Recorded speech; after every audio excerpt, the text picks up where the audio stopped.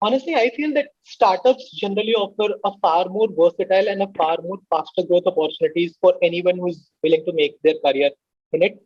If I give you the example of some of my friends who joined a startup that is now worth more than $5 billion.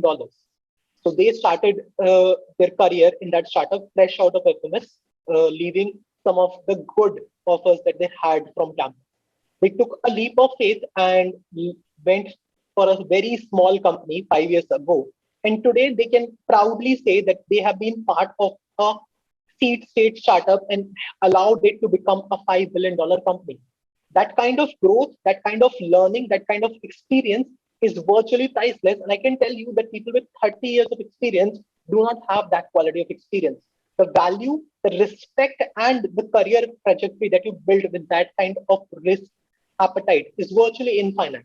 Of course, you have that risk appetite with a college like FMS, which allows you to get an MBA for 20,000 rupees.